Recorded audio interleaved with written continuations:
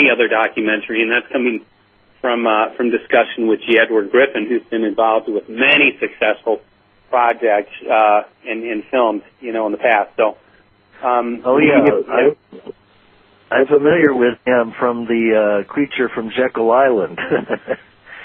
That's right, and he was actively involved with Freedom to Fascism, which of course broke ground on a number of different issues. So, with that being said, for a first film, I guess as a new filmmaker on the scene, you never expect a film to get within the first 2 to 3 weeks to get translated into several different languages, and just the attention. And let me point out, it's not film; it's this issue that is so dire that get the message out. And finally, for the first time in the history of the movement, within the past 10 to 12 years, it is getting the attention that it deserves. It's a crime against nature and humanity.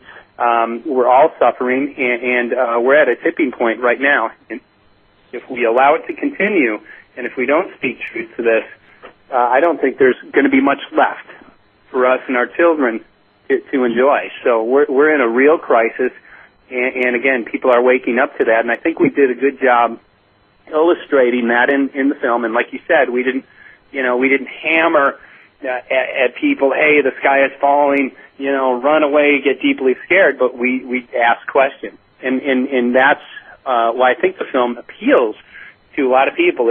It was me. Hey, I'm a regular guy. I went out, I got concerned, I became aware of this, and I started asking questions, and I documented. And what I found was deeply shocking, and I found that we are in a crisis.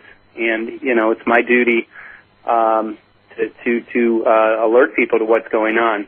And now it's their duty. My greatest hope was to inspire other people to take similar action, the kind of action that I was taking. Get on the radio, start addressing this to public officials, start talking to your neighbors. My entire neighborhood has woken up because I'm out, in the streets when they spray. I walk out and I just ask people, what is that? What do you think that is? And they're like, I don't know. I've always wondered. And then I have an opportunity to explain to them, well, those are geoengineering programs. They're not healthy. Here's a DVD. I've been handing out free DVDs. Of course, we have them for sale, but, we encourage people who purchase a DVD to make copies and hand them out freely in our vision of making this known to all. So it's real important that we inspire other people to get active and motivated to go out and speak on this and address this. What was one of the most surprising things that you discovered as you got into making the film? What surprised you the most that you discovered? Well, I think all of it. My mouth was dropped at the arrogance of these scientists talking about their models and their goals and their plans, and also the risks associated with geoengineering. And one of those was ozone depletion, exactly what we're seeing. Droughts in Africa and Asia, exactly what we're seeing. Weird weather patterns, exactly what we're seeing. So they were very open about the risks, and there were about 14 of them, 13 or 14 risks. One of the three, what they said was a benefit, was actually to cool the planet. I don't know if that's a benefit, and I don't know that we should put, the power of God into the hands of a select few, especially people that are getting funded with known eugenicists, like Bill Gates. That's deeply concerning. But also, what broke my heart was just the devastation that people are experiencing. Dane Wigington, who is a solar expert, and he bought 2,000 acres above Lake Shasta in Mount Shasta, and his goal after he retired from Bechtel as a solar expert was really to live off of the land, and now everything's literally dying on his property. And oh yes, that was the one that's in the film clip. The guy who has the property up at the top of the hill, kind of a large house, and you interviewed him in the film movie, didn't you? Yes. Yeah, that was a fascinating interview. That was really scary. You know, that's worth that alone was worth seeing, you know, in the movie. And this is the kind of thing that, you know, people are trying to go organic, and they're trying to grow their own food. But what's the point when this chaff, these metals and these particulates and these irradiated particles are falling over your head, and you're breathing them in, and they're getting in the vegetables, and you know, everything is breaking down. I've seen it out here in the Northern California. Everything is literally dying. It's just getting worse and worse. I mean, that is the ultimate goal. And I wonder what the scientists are thinking. Do they live underground in bases where food is grown, you know, in some kind of special conditions? I mean, don't they realize that they have to live in a world that they're creating? I just don't get that part. Yeah, it's interesting, and that comes up a lot. And we know how toxic just the things that we uncovered in the film is. And again, we spoke about, you know, that it does go deeper into biologicals and other areas. But a lot of people ask that, you know, aren't they breathing this in as well? And the answer to that is yes. And people say, well, they couldn't possibly do that, you know, if they're breathing it in as well. And we know, you know, I think it's safe to assume, and I don't have the answer of why they would be doing it if they're inhaling it, but I always go back to a couple issues. One is I think it's safe to assume that these people who consider themselves the elite have access to far better health care and technology. Yeah, I know that. Yeah. I know that I'm taking measures to chelate this metal and these particulates out of my body. I'm taking measures to strengthen my immune system, and that's the information that I have been privy to, which, you know, is out there for anybody. But I think they have access to much greater. But also, we know that there's a tremendous amount of power associated with this, and I think power can even be related to a desire for perhaps a drug addict who might want, you know, to do a drug. Who knows that, yes, they are killing themselves, but that rush or whatever they get from the use of that drug is worth it to them. And I think we're in that state as well, because there is an agenda here, and there's a lot of money, there's a lot of power. This is godlike power. And of course, we've seen people, how many people have put their families in jeopardy just for a mere small business deal.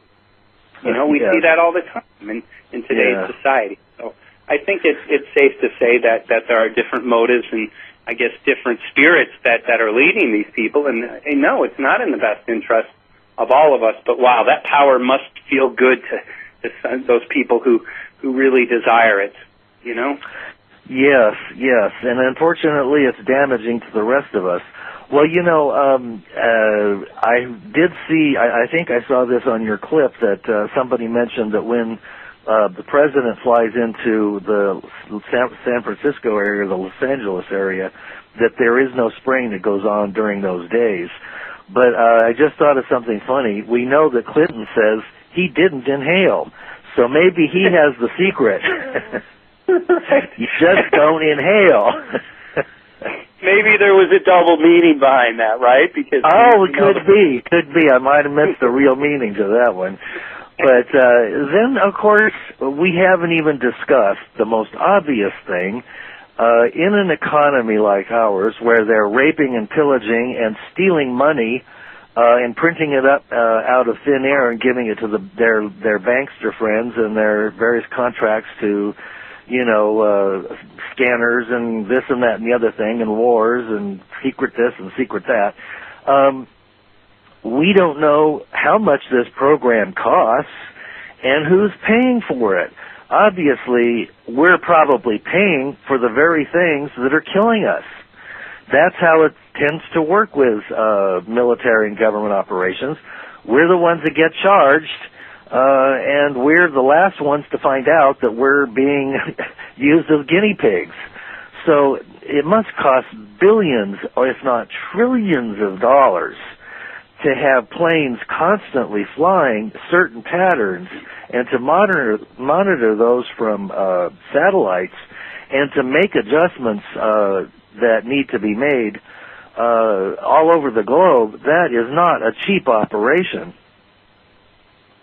No, it's not. And again, these are global, and they are doing them, offshore as well. So, and of course, we've seen whales have had aluminum toxicity and other heavy metal toxicity, so it is getting into our waters. But yeah, back to the money issue. You bring up a good point. Who's paying for it? And G. Edward Griffin always, of course, he did his research on the Federal Reserve. And when people ask him that, they say, "Who's paying for it?" He said, "You're paying for it. Exactly. You are paying with taxes. You're the one that's supporting this."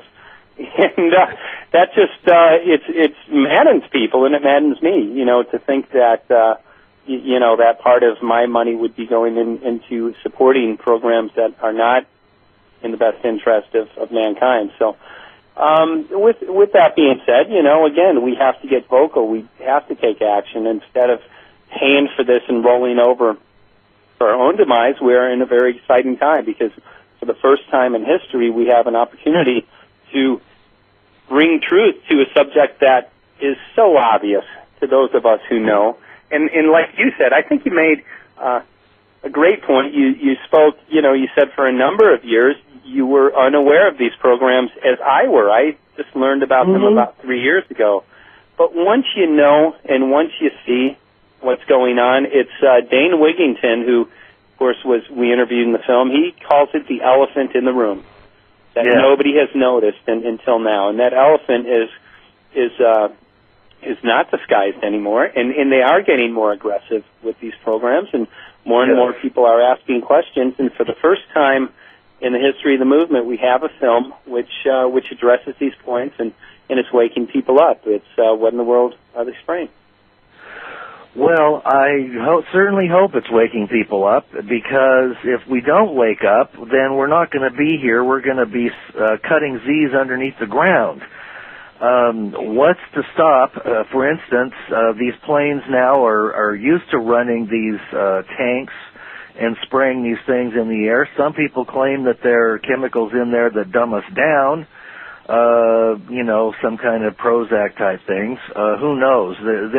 They're so talented at coming up with Dr. Evil kinds of chemicals that it could be doing anything. However, what's to stop them one day, the elite, the people who are pulling the strings, from simply making a phone call, and they have all the tanks ready to go, and they replace the ordinary chemtrail tanks with these other tanks, and in those tanks is some kind of toxic substance that literally kills us. I mean, that would be an easy thing to do. You could, and you know where you're flying. It's all patterned out. You've been practicing for 10, 12 years. The flyers don't necessarily know that they're distributing anthrax or whatever the disease is, H151 or 52 or 53. And, we wouldn't know either. It would just look like another chemtrail sky in the night, and except that we wouldn't be waking up in the morning, or we'd be waking up coughing blood. So these are real concerns that we should be thinking about. Well, and you brought up a good point. What if they put something in that would kill us? And I'd like to respond to that. They already are. We know that conclusively. And it's not the fast kill that you suggested. But these programs they're highly toxic. Respiratory mortality, again, number 3 in the past 5 years in the list of mortality, and that's just scratching the surface. We look at all the aluminum-related deaths, the heart attacks, the strokes associated with it. They, without a doubt, are killing people. These are black programs. They're a human rights violation. They're just violate all of our God-given rights, and they need to be addressed. Yeah. And then another question that might pop up in someone's mind is, these are aluminum products. We're absorbing the aluminum. Our dogs, our cats, our trees, our wildlife, our any other documentary, and that's coming from discussion with G. Edward Griffin, who's been involved with many successful projects in films, in the past. So, I'm familiar with him from the Creature from Jekyll Island.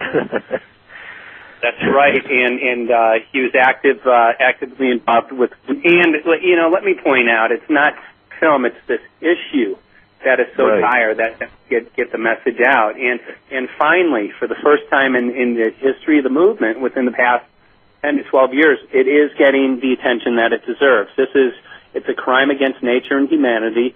We're all suffering, and we're at a tipping point right now in freedom to fascism, which of course broke ground on a number of different issues. So, with that being said, for a first film, I guess as a new filmmaker on the scene, you never expect a film to get within the first 2 to 3 weeks to get translated into several different languages, and just the attention. If we allow it to continue, and if we don't speak truth to this, I don't think there's going to be much left for us and our children to enjoy. So we're in a real crisis, and again, people are waking up to that, and I think we did a good job illustrating that in the film. And like you said, we didn't hammer at people, hey, the sky is falling, run away, get deeply scared, but we asked questions, and that's why I think the film appeals to a lot of people. It was me. Hey, I'm a regular guy. I went out. I got concerned. I became aware of this, and I started asking questions, and I documented. And what I found was deeply shocking, and I found that we are in a crisis. And, it's